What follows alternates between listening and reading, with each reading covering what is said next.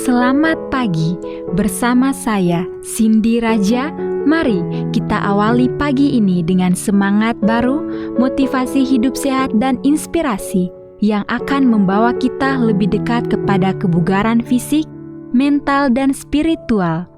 Perubahan kecil dalam hidup kita hari ini bisa menjadi langkah besar menuju umur panjang yang penuh kebahagiaan.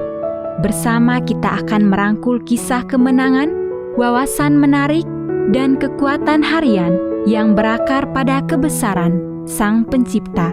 Tetap bersama kami di program Renungan Pagi, di mana setiap kata adalah dorongan untuk hari yang lebih baik. Kita mulai pagi ini dengan syukur dan harapan menuju hidup bugar selamanya. Ditulis oleh Kai Kusma bersama Pendeta Denny Kanajo. Selamat mendengarkan. Shalom, selamat pagi para pendengar yang diberkati oleh Tuhan dimanapun Anda berada saat ini.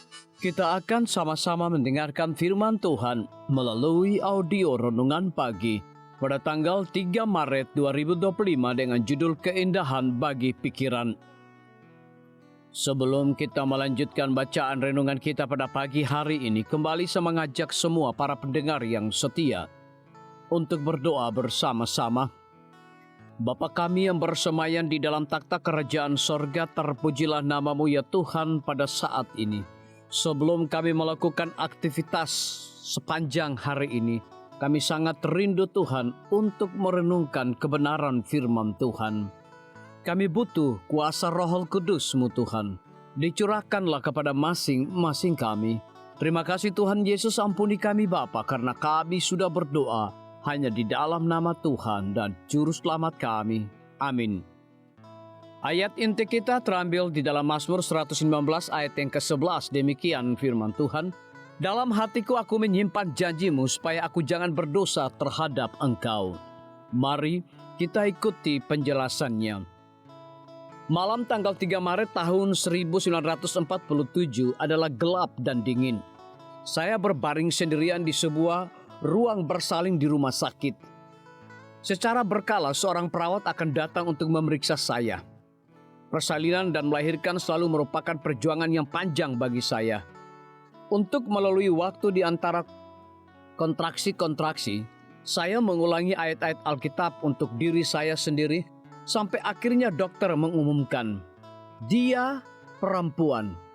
Ayat-ayat Alkitab yang saya simpan di dalam hati saya telah menemani saya melewati masa-masa sulit dalam hidup saya dengan menjaga pikiran saya tertuju pada sesuatu selain diri saya sendiri.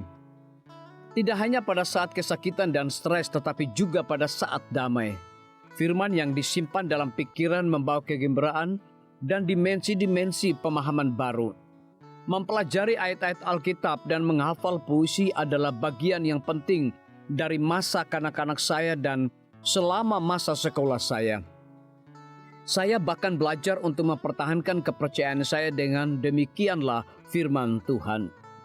Saya mendapati bahwa firman yang tersembunyi di dalam hati saya melindungi saya dari berbuat dosa secara sadar. Di dalam kitab suci terdapat juga kekayaan keindahan. Contohnya, ayat dalam Mazmur 119, langit memberitakan kemuliaan Allah. Cobalah untuk memvisualisasikan keindahan langit berbintang, kemuliaan dalam warga pelangi, menangkap sinar matahari melalui jendela yang berkilau, memperhatikan warna matahari yang terbenam, menelusuri jalur kepingan salju saat itu jatuh. Tidak ada batasan untuk ide-ide yang dapat dihasilkan oleh kebijaksanaan kitab suci. Saya menyukai pemikiran Ellen G. White. Bila kita merenungkan perkara-perkara besar dari firman Allah, kita memandang ke dalam satu mata air yang semakin lebar dan semakin dalam di bawah penglihatan kita. Dikutip dari buku seri Membina Keluarga jilid 3 halaman 157. Orang bijak berkata seperti orang yang membuat perhitungan dalam dirinya sendiri, demikianlah ia. Amsal 23 ayat yang ke-7. Dan Paulus menasihati dalam Filipi 4 ayat yang ke-8. Jadi akhirnya saudara-saudara, semua yang benar, semua yang mulia, semua yang adil, semua yang suci, semua yang manis, semua yang sedap didengar, semua yang disebut kebajikan, dipatut dipuji, pikirkanlah semuanya itu.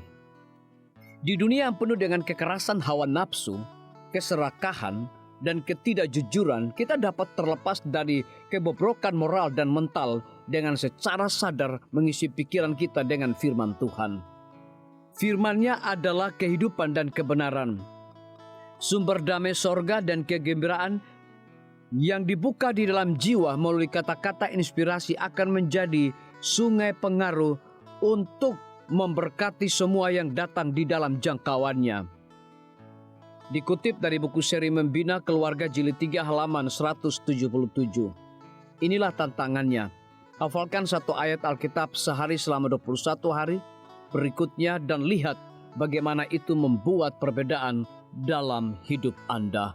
Biarlah bacaan renungan kita saat ini akan menjadi berkat bagi kita semua. Kembali saya mengajak semua para pendengar yang setia untuk berdoa bersama-sama. Bapa kami yang bersemayam di dalam takhta kerajaan sorga, terima kasih Tuhan Yesus oleh karena firman-Mu pada pagi hari ini memberikan berkat, kekuatan, sukacita rohani bagi pertumbuhan iman kami masing-masing.